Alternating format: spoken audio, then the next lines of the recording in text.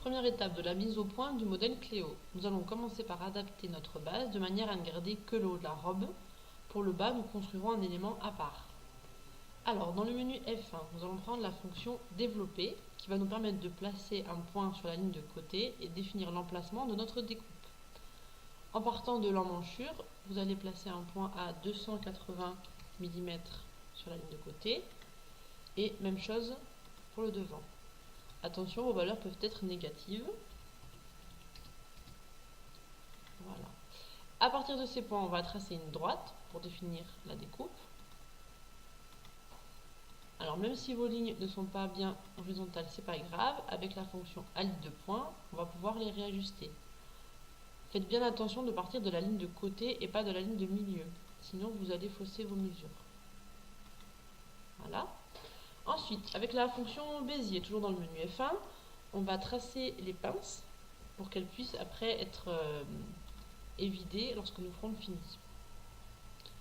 Ce tracé, faites-le bien en 2 temps, sinon vous aurez des surprises à l'extraction. Voilà, même chose pour le devant. Voilà. Maintenant, avec la fonction fini du menu F4, vous allez pouvoir extraire vos nouvelles bases pour le dos et pour le devant. Vous pouvez commencer déjà à nettoyer votre bureau en supprimant donc feuille supprimée. Pensez bien à maintenir Shift pour éviter de garder les fantômes. Et voilà nos nouvelles bases pour le dos, pour le devant. Deuxième étape de la robe Cléo. Alors, si comme moi vous ne l'avez pas fait, pensez à enregistrer votre travail et vérifiez en même temps que vos chemins d'accès soient corrects. On va commencer par le devant, sur lequel nous devons construire un gorgerin et modifier nos pinces pour obtenir des fronces. Première chose, déplacement de la pince de poitrine dans celle de taille. Menu F5, rotation de pince. Alors attention, pour cette rotation de pince, on va partir de la pointe de pince de taille, sinon vous serez gêné après pour l'extraction. Donc T1 sur la pointe de pince, T1 sur le bord de pince qui ne bouge pas, T1 sur le bord de pince qui bascule, T1 sur le nouvel emplacement de pince, et enfin T3 sur le bord de pince qui ne bouge pas. Après, vous allez pouvoir aller dans le menu F3 avec la fonction suppression, enlever l'écran et les points qui ne sont pas utiles à l'épaule. Voilà. Après, on va définir notre emplacement de gorgerin. Donc, menu F1, point développé. On va placer un point développé à 40 mm sur la ligne d'épaule.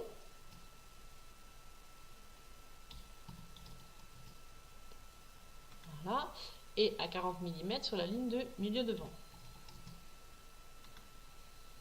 Dans le menu F2, vous allez prendre la fonction arc F. Attention, c'est pas la même que d'habitude. T1 sur le point développé du milieu devant. Dans la boîte de dialogue, vous allez saisir la valeur de 30 mm. Et enfin T3 sur le point développé de l'épaule. Donc cette courbe définit notre nouvelle encolure. Avec la fonction parallèle, on va pouvoir terminer notre gorgerin. Donc, on trace une parallèle à une distance de 80 mm. Et on va ensuite allonger ou ajuster ces lignes pour pouvoir après faire notre extraction. Dans un deuxième temps, on va tracer notre nouvelle emmanchure. Donc pour cela, on va définir déjà l'arrivée sur le gorgerin, donc par un point développé, qu'on va placer à 120 mm. Voilà. La fonction Bézier pour tracer l'emmanchure. Vous pouvez, si vous le souhaitez, la modifier en affichant vos points de courbe.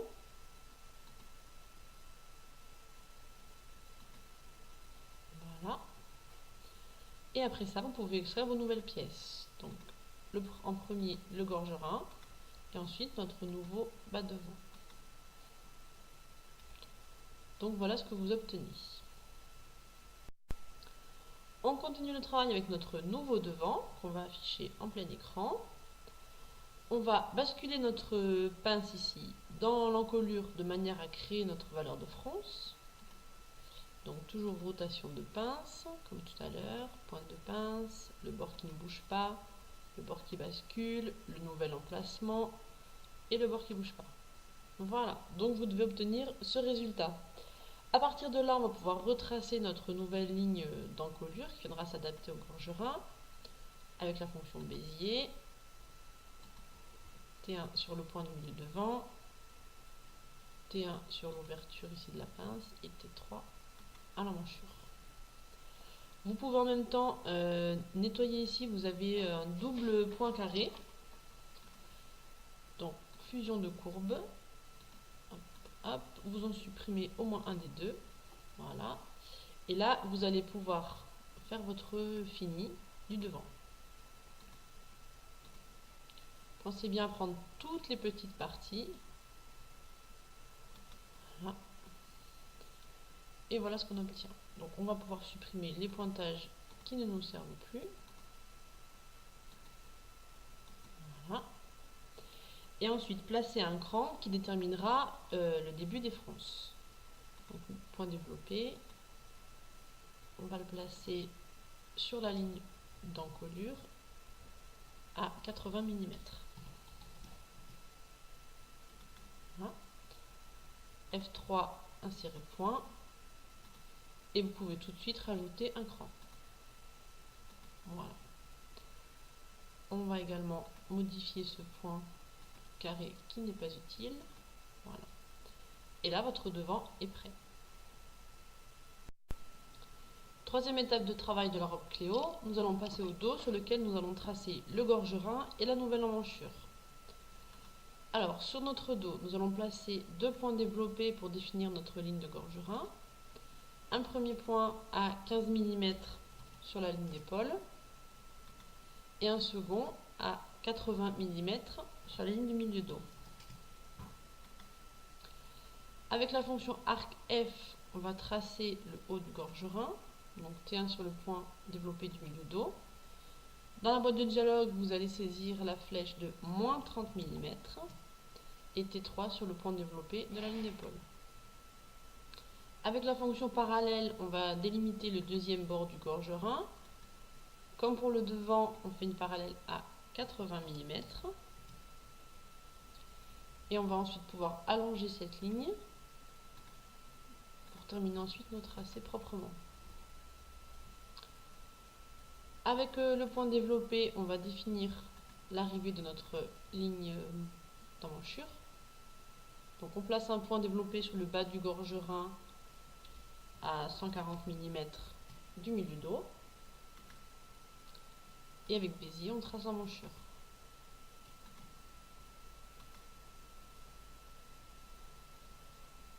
Après, il va nous falloir passer à la partie un peu plus délicate, la croisure et la parmenture. Donc, nous avons un bouton de diamètre 7 mm. Donc, pour la croisure, on va arrondir à 10 mm. Donc, vous prenez la fonction parallèle et on fait une parallèle à 10 mm. Notre robe est cintrée, donc les boutonnières seront horizontales, ce qui veut dire que pour la parmenture, nous allons multiplier la valeur de croisure par 3, soit 30 mm. On garde la fonction parallèle et on trace une parallèle à la ligne de croisure vers l'intérieur du vêtement à 30 mm. On va également allonger nos lignes du haut du gorgerin. Voilà. Vous pouvez, pour être sûr d'avoir quelque chose de propre, les aligner pour avoir un bel angle droit. Même chose en bas.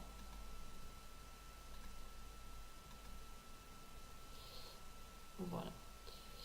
Donc une fois qu'on a ça, on va pouvoir ensuite passer à l'extraction et au pointage des boutons et des boutonnières. On reprend notre travail sur le dos de la robe. Donc on va pouvoir faire l'extraction des pièces et placer le pointage des boutons des boutonnières. Pour cela, on va commencer par fermer la pièce au niveau de la pince ici et de la croisure, donc simplement par une droite. Là et là. On va extraire nos parmentures puisqu'on n'aura pas besoin d'avoir les pointages des boutons dessus. Donc on les extrait en premier. Là et là. Pour le pointage des boutons, on va prendre la fonction relatif et l'outil marque 35. Le premier bouton sera placé à 10 mm du haut du gorgerin. Donc je clique sur ma ligne de gorgerin et je rentre mes valeurs. Donc en X 0, en Y moins 10. Et sur le bas, je place le bouton à 20 mm de ma ligne. Donc 0 en X et 20 en Y. Avec la fonction division, je vais pouvoir placer l'ensemble de mes autres boutons. T1 sur le premier point, T3 sur le second. Nombre de divisions, je rentre dans la boîte de dialogue, 14. Et j'obtiens ainsi la position de mes 16 boutons. Je vais maintenant pouvoir faire l'extraction de mon gorgerin, voilà, et de mon dos. Alors sur le dos, vous voyez qu'il nous manque un pointage pour la pince. On va donc prendre la mesure sur notre dos avec la fonction longueur. Et entre mes deux pointages, j'ai une distance de 35,01 mm. Donc sur ma pièce, je vais reprendre la fonction relatif. Je vérifie que je suis toujours en outil marque 35. Je clique sur le premier point et je positionne le deuxième à 35,01 en X et 0 en Y. Voilà. Après ça, on va pouvoir faire un peu de nettoyage sur le bureau. Donc feuille supprimée. On pense bien maintenir Shift pour ne pas garder les fantômes. Et on supprime donc les constructions du dos. Je garde le dos, le gorgerin de dos, mes parmentures. Construction du devant, je peux supprimer. Là aussi. Ça, c'est le gorgerin du devant, je le garde. Et je supprime encore mes deux dernières constructions du devant. Voilà. À partir de là, on va pouvoir faire la fusion de nos pièces. Alors, les parmentures, on va les symétriser. Hop, en Y. Même chose pour celui-ci. Menu F5, on prend la fonction fusion. On sélectionne bien les deux premiers points de la première pièce. Et ensuite, les deux points de la seconde pièce. Voilà. Hop, on revient sur le bureau. On reprend la fonction fusion. On fusionne la seconde partie. Là. Et là. Voilà. Donc sur le dos, on va pouvoir maintenant placer les crans sur nos points pour indiquer la pliure du milieu dos. Avant ça, on va transformer nos points d'extrémité en points caractéristiques. Donc menu F3, fusion de courbe. Je remplace mes carrés par des croix. Voilà. Même chose ici. Dans le menu F2, je prends les fonctions crans. Donc je positionne deux crans sur la ligne du bas pour pouvoir terminer ma pince. Et ici, un cran sur ma ligne de croisure. On va orienter également les crans, donc ceux de la pince. Voilà. Celui-là, il est bon. Et celui du haut, on l'oriente vers celui du bas. Je vais également nettoyer un petit peu la pièce. Donc, supprimer tous les points qui ne me servent pas. Celui-ci, celui-là et celui-là. Voilà. Donc ça, c'est pour notre dos. Il est bon. Alors, ça, c'est l'élément de parmenture, puisque je n'ai pas maintenu Shift au moment de la fusion. Du coup, j'ai gardé mes pièces. Je vais les supprimer. Voilà. Alors, le gorgerin, j'en ai un de trop, c'est pareil. Donc, celui-ci, c'est le bon. On va faire la même chose, fusion de courbe. Et on met pareil l'écran.